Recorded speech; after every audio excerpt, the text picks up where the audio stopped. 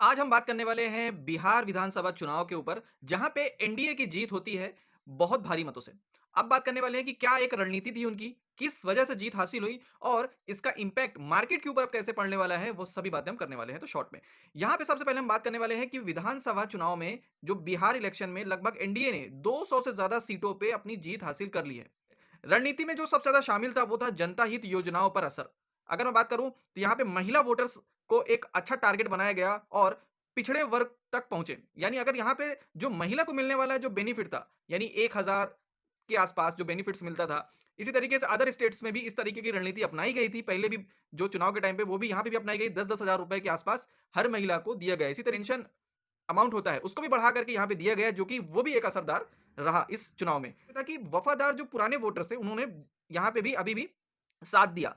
अगर बात करूं विपक्ष की, तो विपक्ष के पास बहुत ज्यादा एक उम्मीद थी बहुत सारे लोगों के साथ, लेकिन उनकी स्पीड नहीं दिखाई दी। यानी कि उन्होंने भी बहुत ज्यादा भरोसा तोड़ दिया अपने वोटर्स का। अब मार्केट के ऊपर कैसा इंपैक्ट पड़ सकता है, तो यहां पे अगर बात करूं, जब भी कभी इस तरीके से महागठबंधन का एक चुनाव के बाद जीत हासिल होती है, तो मार्केट पे उसका अच्छा असर पड़ता है। अगर हार जाती तो मार्केट के ऊपर कैसा असर होता, कम से कम 5 से 7% की गिरावट हो सकती थी अगर एनडीए यहां पे महागठबंधन में नहीं जीतती तो। बात करूं कौन से सेक्टर्स अच्छे चल सकते हैं आने वाले टाइम पे, इंफ्रास्ट्रक्चर, जो कि लोकल स्टेट को जो काम कर रहे हैं उस कंपनीज को ध्यान देना है। और इसी तरीके से ग्रामीण एरिया में जो काम करने वाली कंपनीज हैं उन पे भी हमको ध्यान देना है, उसके अंदर ग्रोथ हमको दिखाई दे सकती है।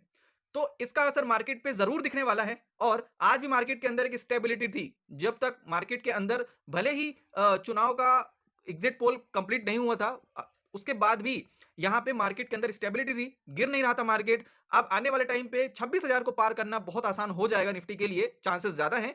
लेकिन देखने वाली बात यह है कि जो 2 दिन का गैप है उसके बीच में कोई ग्लोबल गलत न्यूज ना आ जाए। तो यहाँ पे इस तरीके से मार्केट के अंदर एक इंपैक्ट हो सकता है। आप कमेंट में जरूर बताइएगा कि जो एनडीए है, क्या ये बिहार में विकास करेगा आगे चल के, या कि एक फाइनेंशियली क्रैश करने वाला है। तो कमेंट में जरूर आप ये बताइएगा।